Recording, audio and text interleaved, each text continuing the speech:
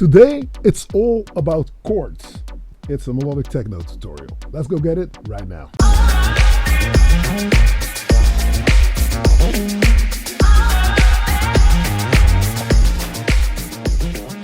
Hey yo, what's up, I'm Melodic Kitchen, and thank you for checking out yet another video. If this is your first time here, don't hesitate to click subscribe, hit that notification bell.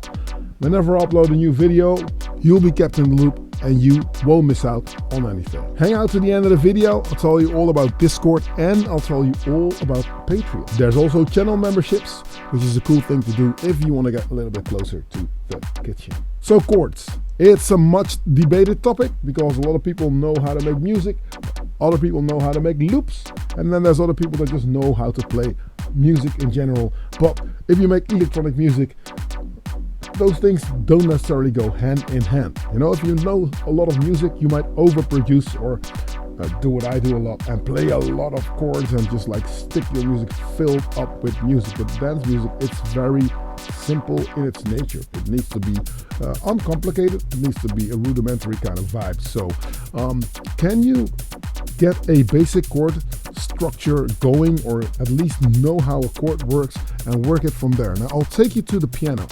I'll go in just from a basic standpoint. We'll play a few chords. I'll tell you the relation of the root note to the chord. I'll tell you a little bit on how that works, and then I'll take you to the live set and see if we can metabolize that into Melodic Techno. Now, if you are ready, let's waste no more time and let's head over there and let's go make it work, shall we? Looking at the piano, it's pretty easy to understand if I don't go into mental with where everything sits.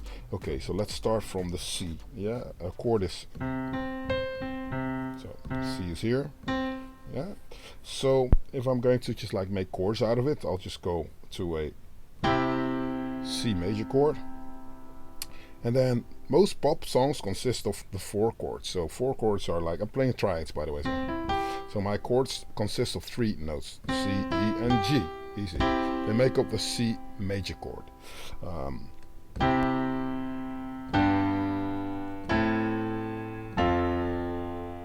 Most songs you'll hear on the radio will consist of these 4 chords for some reason.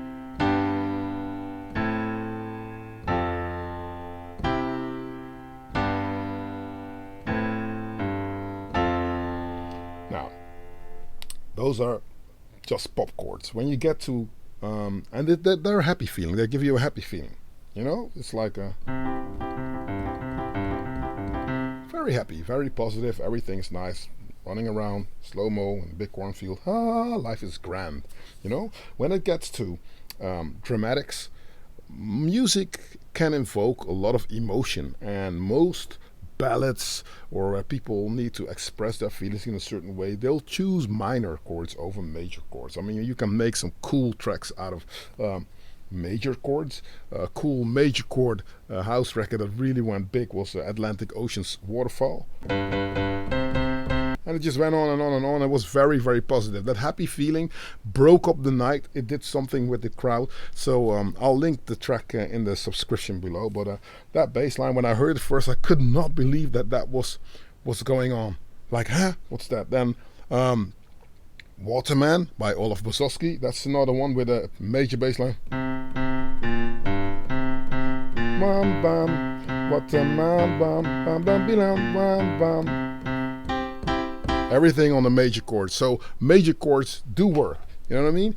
I love minor chords. I've loved minor chords from the get-go, and I don't know what it is. Maybe I'm just a kid of the 80s listening to way too many Depeche Mode records where, you know, you can almost never find a major chord on those records, you know. All I ever wanted, all I ever needed is here in my arms. Words are very unnecessary, they can only do harm. Come on, what's not to like here, you know what I mean? A trick that I do is that I stay with my chords on the same key, but I will change the root note. So the root note plays, for instance on Depeche Mode, it plays, starts here on the F, goes to this. So here is an A minor chord. Here is an F major 7th chord because of the root note. So what I'm sticking here and then I'll go to C minor, and then I'll go to B, 6th, 9th, 11th, because this lowers down here. I'll go back to F, stay here, go here, C minor, and then we'll go to B. All of a sudden it's a B major chord, so that's the major chord. Go from here to here. You gotta just, you can't just dream that kind of stuff up. If I wanted to make chords stand out, I can just like play.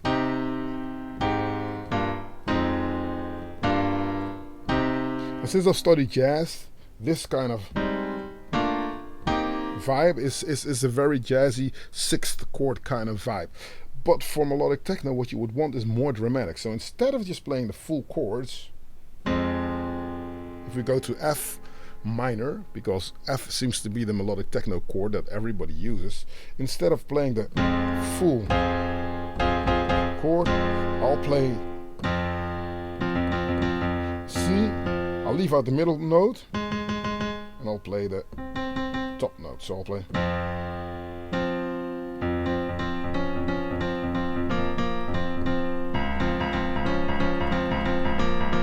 And again, I'm changing the root of the chords, but I'm staying on.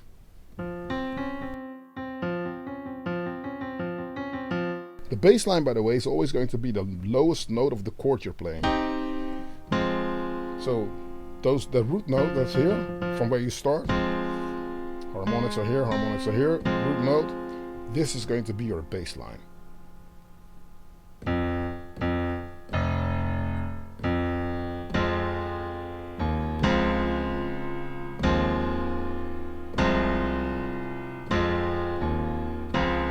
Bass, bass, bass, bass.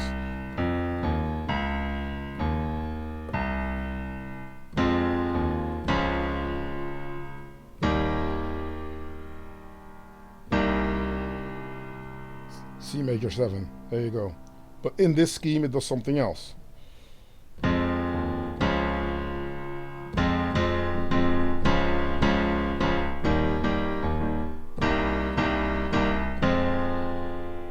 So we can play a 7th chord here as well, just like adding the 7th note. 1, 2, 3, 4, 1, 2, 3, 4, 5, 6, 7.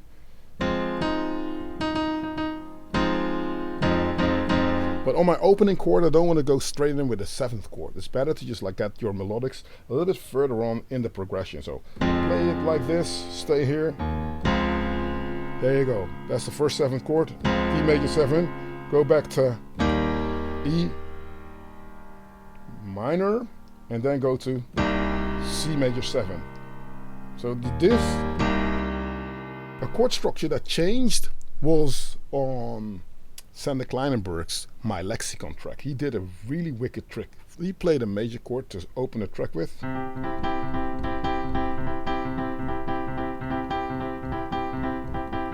But when the progression changed, he lowered this C major chord to a minor 7th, 9th chord. So all of a sudden this bass line changed from here, and then the bass and everything just went.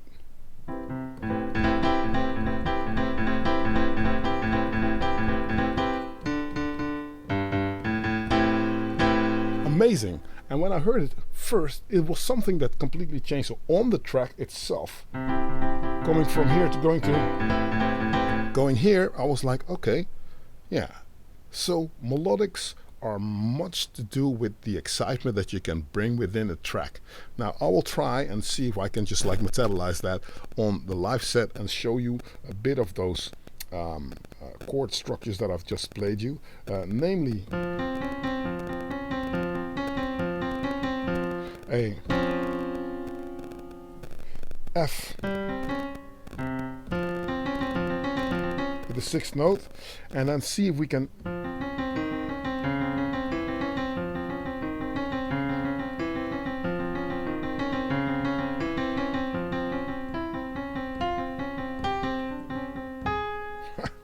let's go and see if we can make it work, shall we? And let us rolling, rolling, rolling. Yee-hee-hee. Yay, party people.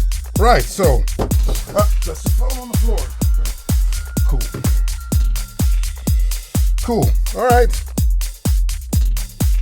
It's rolling. Let's get all the cables out of the way. All right, stop it. Cool. All right, so I've got the Tetra wired up to the subsequent 37. Well, no, the subsequent is triggering what's playing here. If I go to a different track,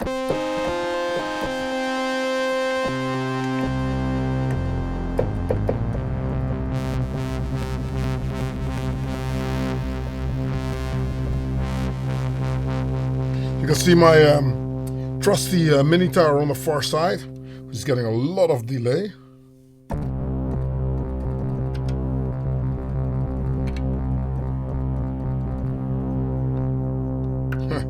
Let's turn the delay off, because everything is going through the octatrack. So there's a small Behringer mixer that I've got all the sounds, the subsequent, the Tetra and the Minotaur. They're all going through this 802 mixer, which goes to the input of the octatrack and then goes out to a small mixer that I got over here, which is the L12 Live track. Those two, the octatrack and the Akai MPC Live, are joined together. I've got a Space Echo RE20, which is taking care of a 1 cent return that I've got on this small form factor mixer right here. So, and the subsequent's got its own kind of reverb, which is the Strymon Blue Sky over here. Underneath this Minotaur and a Dave Smith Tetra, you have a AMT8 by eMagic. If you've been around long enough, you know about eMagic and about Logic and about all that stuff. It is a MIDI patch bay, which means that for the one outputs I'm sending from the Akai MPC Live, I can just have now up to 8 different MIDI channels getting the direct MIDI immediately, which is a cool thing. Now, why am I hate this. So, okay, this is going away. I don't want my view to be a little bit cray. All right, so now going to my Tetra, but let's see what's the subsequent display, and let's delete all the notes that are here, because it's playing notes. It shouldn't be playing notes. Shift cut, yeah. I was bugging a few weeks ago about there's no delete and no erase and blah blah, so I'll just select all the notes and just say shift cut, and then they're gone as well. So yeah, so this would be my subsequent, which is not playing anything at the minute, is it? Or is it not? It is not. I don't hear anything coming out of it right now. Yeah, all right. So pretty much what I'm going to be working with today are the Tetra, and the Tetra is playing chords.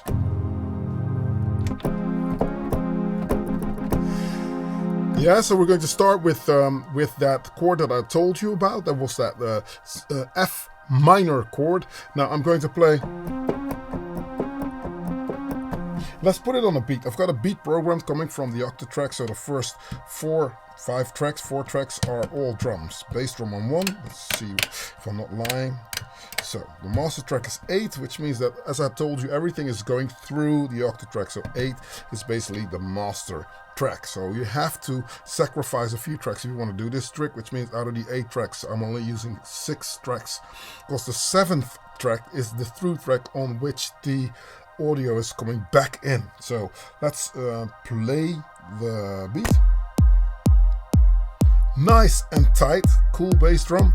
That one's playing. Now you need a cool bass drum to get yourself started. Sometimes if I'm inspired, I'll probably go and fiddle about with the drums first, so I've got a good sense of where the drum track is going to be, because if I start to play a lot of stuff, in the end of the day I might not add a lot of melodies cannot fit in it anymore, as I have overproduced the drums sometimes. But in this case, to set up a track from scratch, if that was the case, I would start with the kick drum and immediately start with the arpeggio. Now the arpeggio will be playing this, going on the Tetra. Am I hearing it? Okay, obviously. Yeah, so I need to turn on track 7, as I said, the True Machine.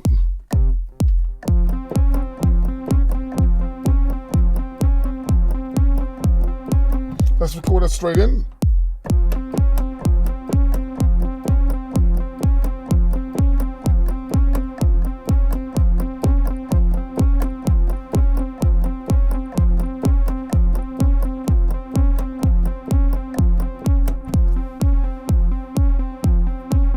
Okay, well, what I also can do, if I want to go on a much more of a triplet kind of situation, is instead of going up and down, I will play something like this.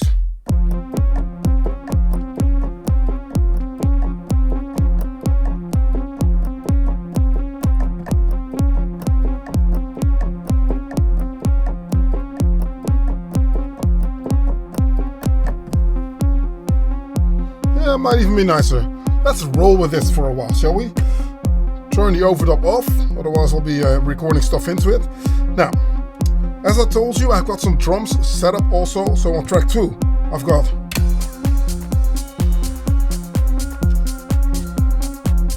this is a loop that comes out of a production that I've already made. So in order to save up space, I opted just like play the complete loop and stick that underneath on top of the bass drum, but I would not like to add the kick drum that I've used on the record on this loop, as I believe that when I get to a club or venue, I want to have more control of the bass drum, so that's why the bass drum is separate. On track 3 I've got another high-end kind of loop that plays a bit of a rock pattern, cha, boom, ta, boom, cha, boom, so immediately starts to work its way into your brain as an earworm. That's what I want. Cool. Now, as I told you, the root note for the tetra was now, and since the root note is always going to be my start point for the bass, let's see if I can play something with the minotaur over here. I'll lower it. Now, this will be cool, yeah? Ostinato, we're staying on the same chord.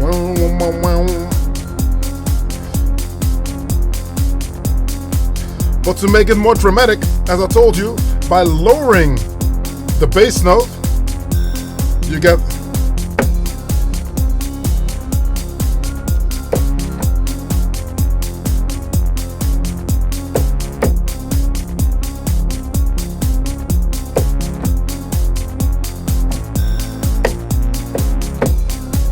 I'm liking this.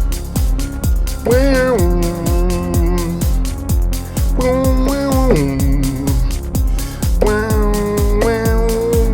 let's see if we can record a 1, 2, 3, and 2, 3, 4, 5. Go back. 1, 2, 3, bam, bam.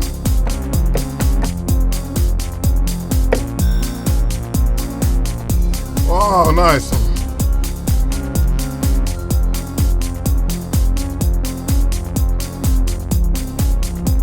And instantly, you feel that something is going in a certain direction. Let's add a little bit of reverb on top of the Dave Smith, because otherwise it sounds a little bit too dryish. So we'll just go in and... So I'm sending from this small form factor mixer here, I'm sending the sound through the space echo, as you can hear. Maybe we should listen to it in solo. So if it's off,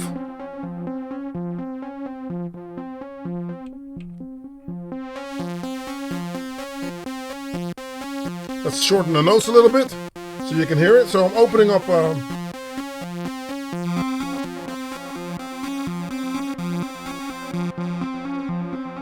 I'm lengthening the notes a little bit.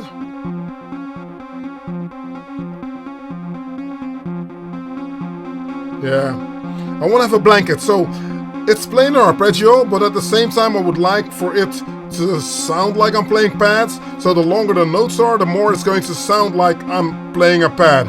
Your brain will figure out what the relation is in the notes, and it will come up with this, yeah, some more of a dramatic kind of flavor. Let's lower the frequency filter. Now, remind me to place a little bit of that lube on this volume knob as it cracks a little bit. But for sake of argument, let's just open up the Minotaur and listen to how that sounds underneath.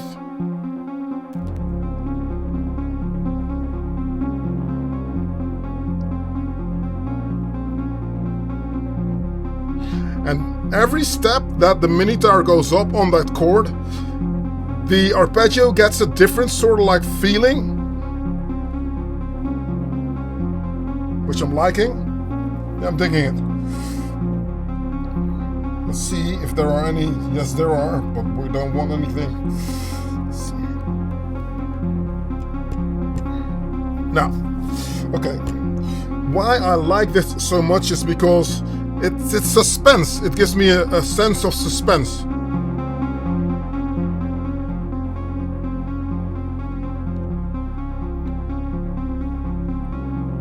Let's add a bass drum in. Let's start from there.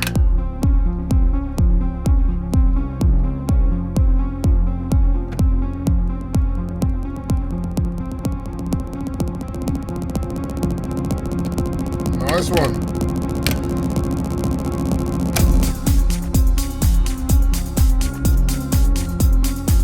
It's pretty easy, pretty simple, but at the same time, there's a lot happening. And you can feel like, okay, yeah, this is going somewhere. I can even put a little bit of reverb on the mini guitar as well, which is nice if you got a send.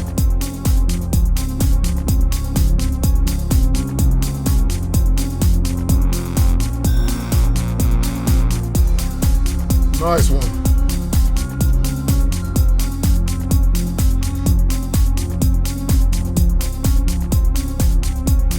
Okay, now that I've got this going,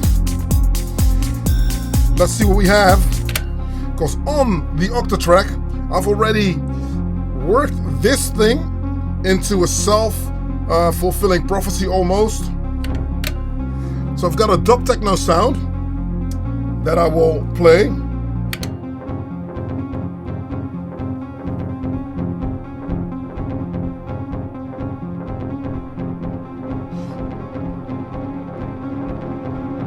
So as long as I'm not playing the bass note on the mini guitar, I'm not revealing where the chord structure is going.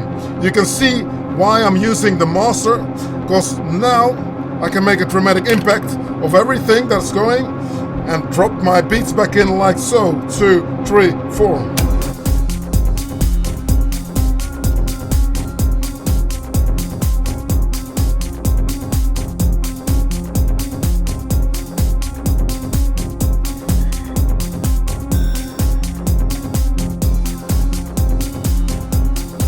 Nice. Now this can go on for quite some time, but let's move on and say like enter, mini guitar back in, not the kick.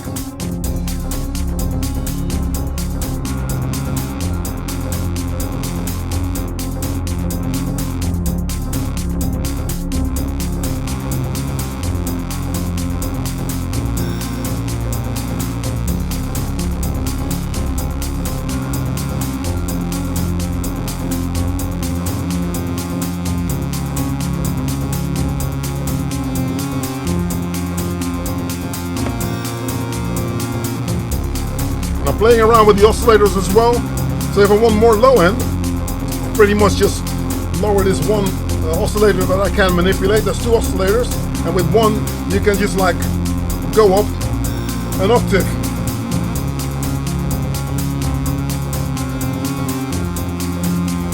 Drama.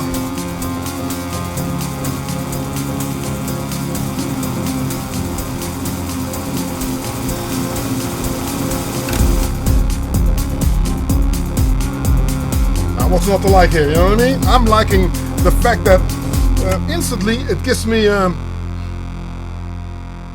long release. This release goes all the way on to oblivion. But I love the fact that certain things are pretty simple to set up. It sounds like melodic techno, but what did we do really? You know, we've got that chord that we played on the piano, and then we've added like the low end of the content. We added that to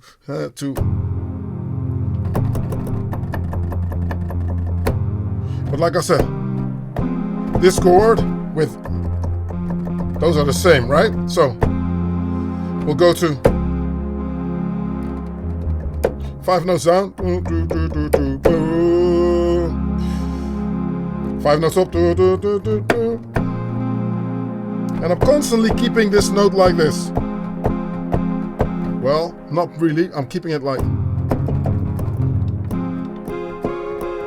because I'm using this note, so it's a C, C, we're going to F, C, and then we're going for that. You know what I mean? Just up. So that pretty much makes up how this could work. You can go completely different and play all the chords that are being played.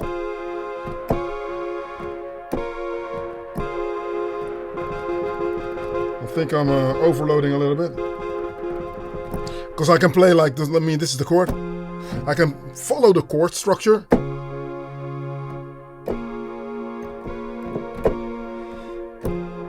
But sometimes playing open chords, I mean, it's cool, just get a book with what the chords do. I mean, if you don't know music theory and you need to figure out what chords are being played and you're following the root note, a chance is that you're going to play like open chords on top of it. But the trick for this to sound a little bit more enhanced, or at least make it come across as if you knew what you were doing, sometimes is just to stay on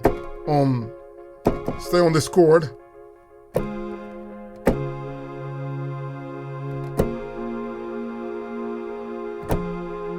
Instead of the...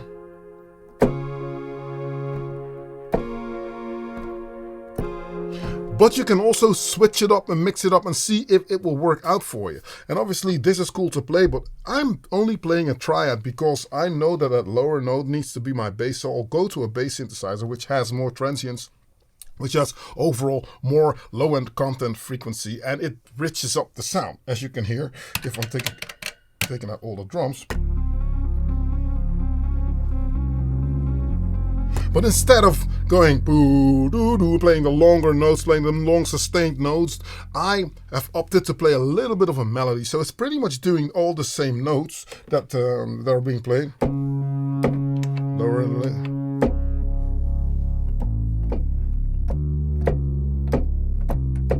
so here's that C again. Open up the filter so you can hear. A little bit less sustain.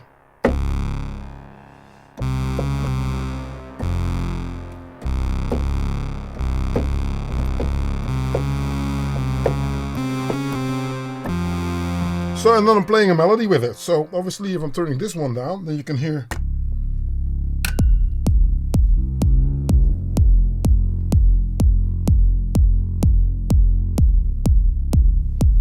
Now I hear there's a lot of reverb on the mini tower. If it works out well, it works out well. You know, there's no set sort of like structure or plan or black book on what needs to be done. I mean, if it sounds well, it sounds well. And I've come across so many different times where I did something that was not intentional, but it just worked out well. So yeah, if it works well, just roll with it. You know what I mean? That is something that I can definitely advise. Now, I tend to keep stuff fairly simple because the more stuff you introduce to your crowd, the more they are going to be wanting more stuff as well.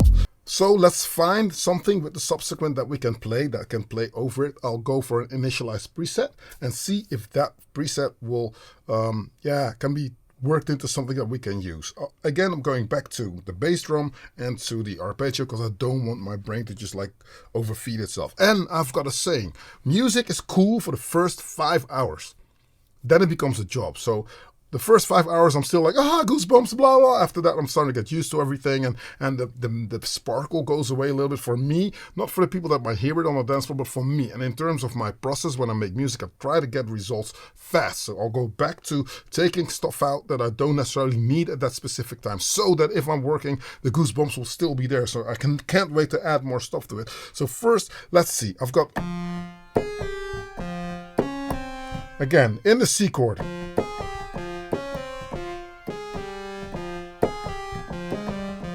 See, those are the same. So I'm thinking.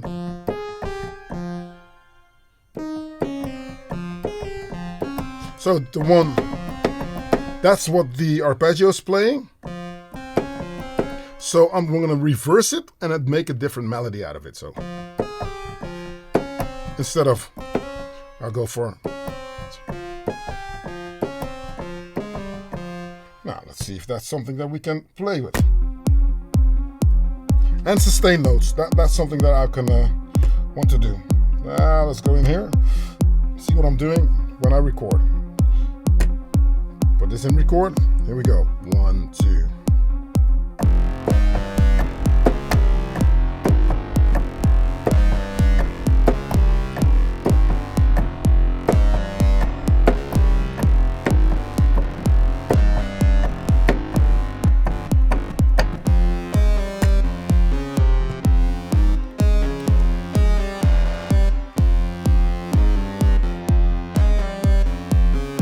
Nice. It reset itself, so I'll go for an initialized patch, which is on my bank 16, number 10. And let's see if I'm playing my bass line, how these two relate, because this is a big bass heavy synth as well, as is the mini tower. So now I don't need my arpeggio to play, but I do need my bass line to play.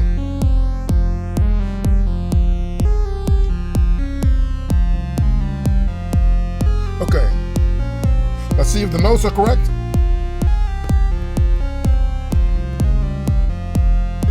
I see that this note is a little bit too long, so edit end. Same here.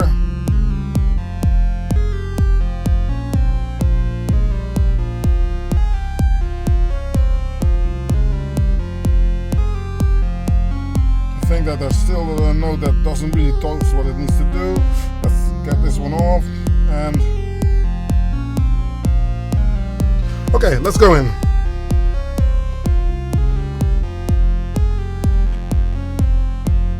So all the oscillators are off. I'll turn this off as well. Let's see if we can do a little bit of sound design. See where we are. Okay, we'll go in. First oscillator is oscillator number 1. Let's find a nice. I think this might be nice if it's gliding a little bit, so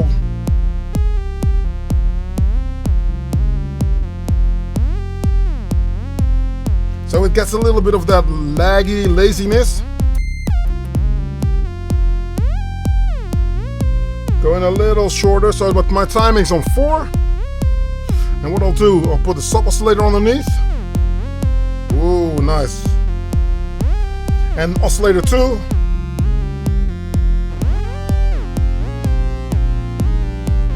Oscillator 2 is 7 semitones up, but I'm going to lower it a little bit.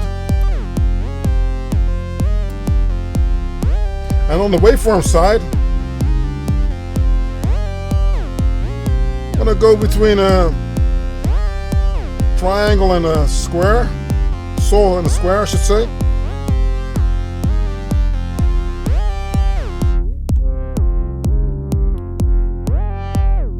Let's see if this works in a.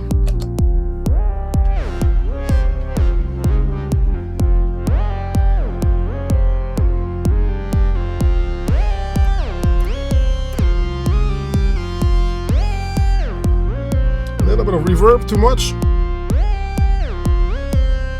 Let's save it, because I've made a mistake by changing stuff too much and then it's gone. So this is my sound. Listen to the ARP.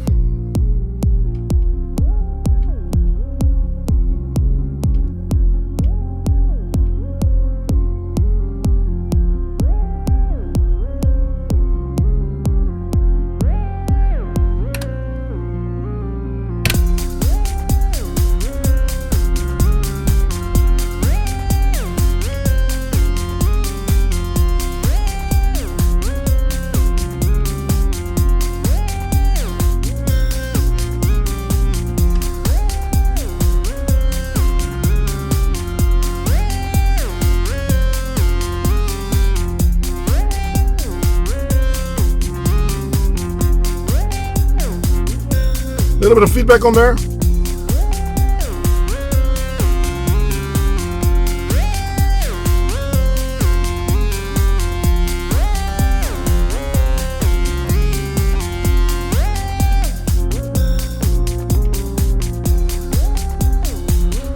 little bit of reverb. Got it on shimmer. Pre-delay is on 11 o'clock almost. almost.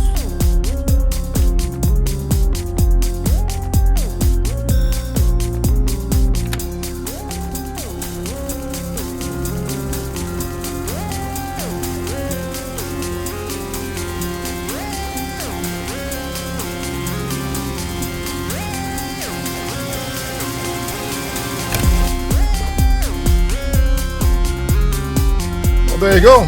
I guess that sets you up a little bit, you know what I mean?